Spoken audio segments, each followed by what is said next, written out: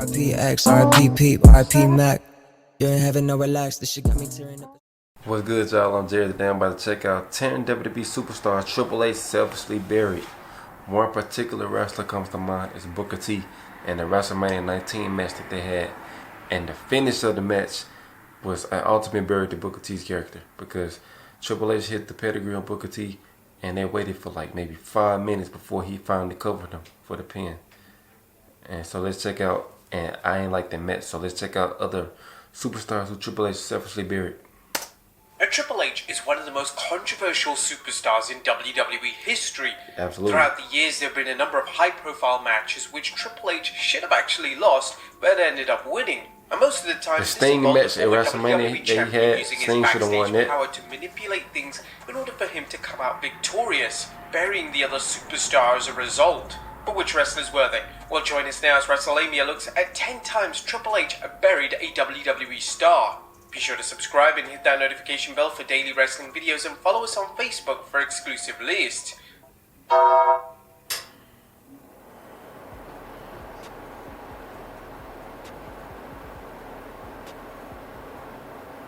of that, all of it, life's work, almost all taken away because of one man,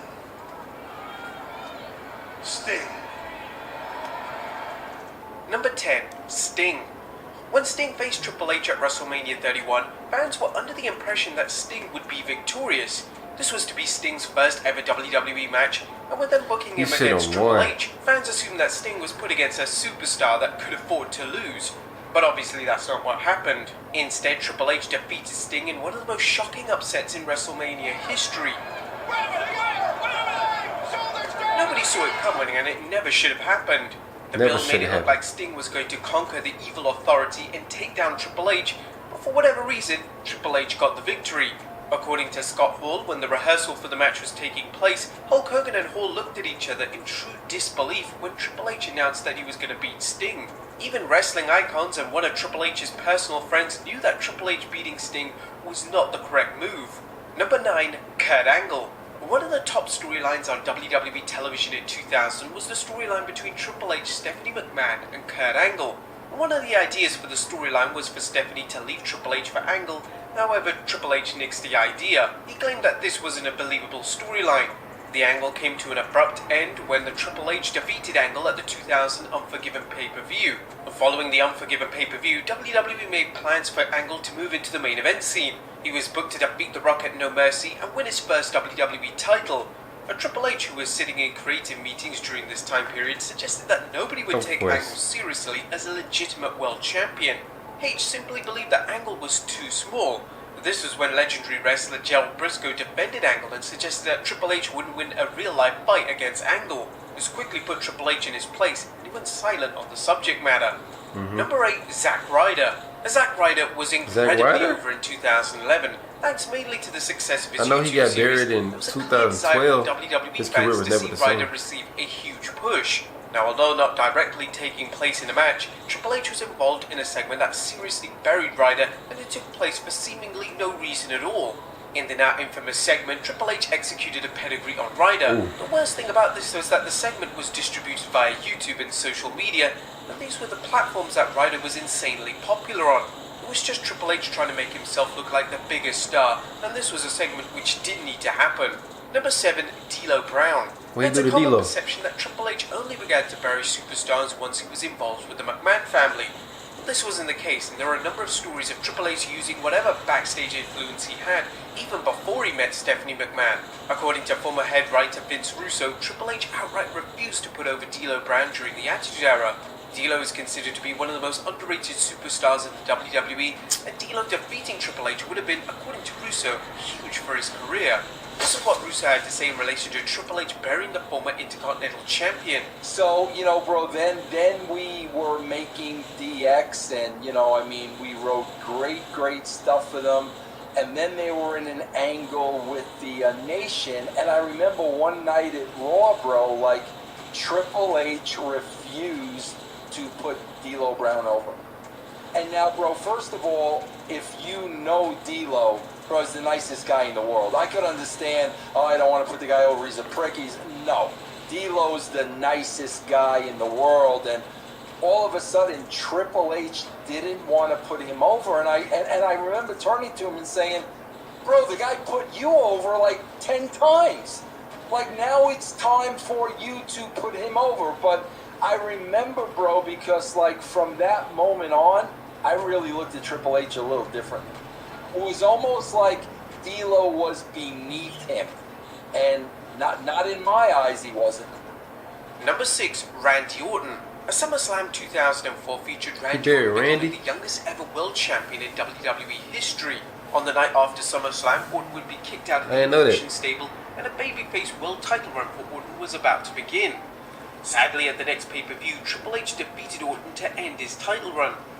This premature title loss ultimately hurt Orton's credibility as a babyface, and his babyface character was now on borrowed time.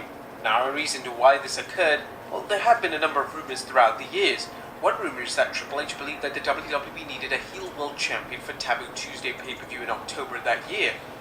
This was a pay-per-view which involved fans voting for matches and opponents, and he believed that having a villainous world champion would make fans take interest in the pay-per-view.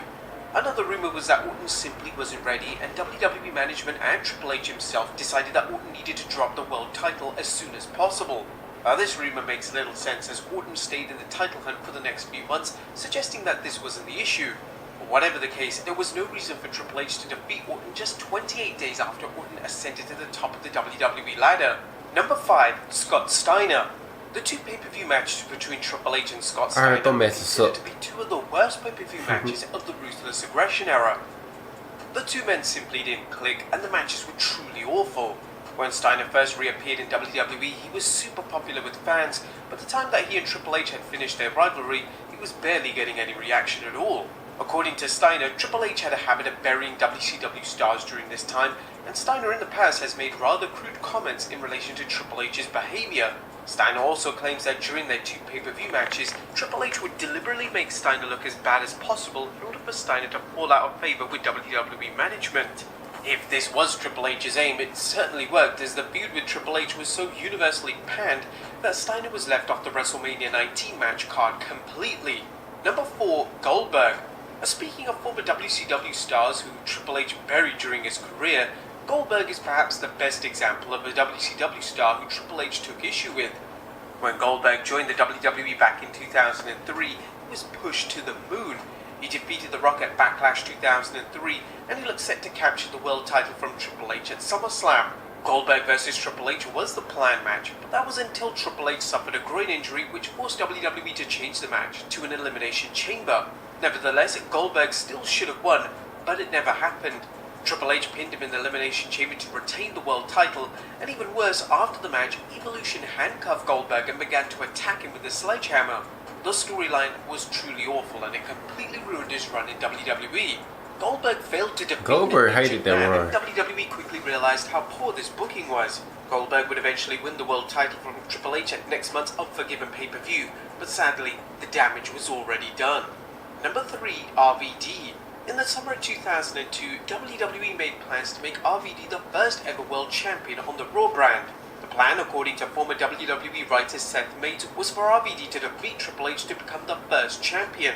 He was even considered to main event the following year's WrestleMania in a title versus title match against WWE champion Brock Lesnar, but neither of these ideas came to fruition.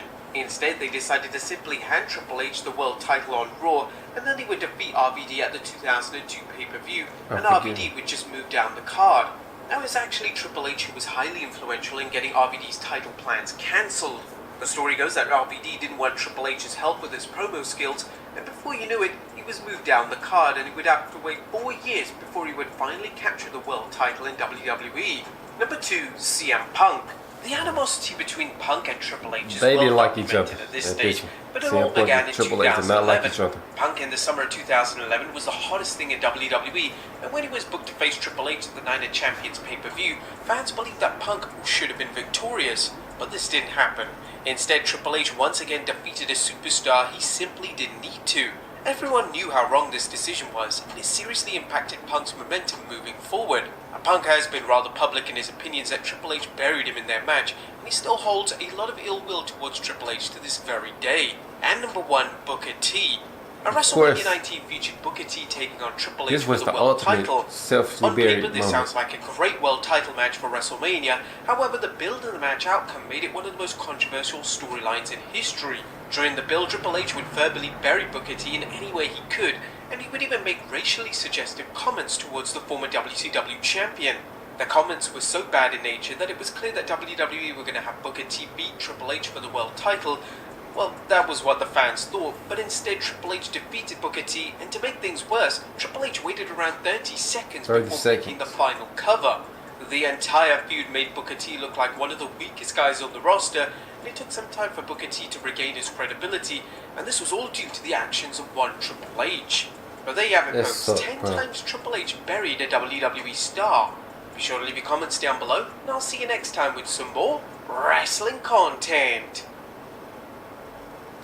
Alright, y'all, another great video, man. Comment down below, let me know what y'all thought of the video, and I'll see y'all next time. Peace.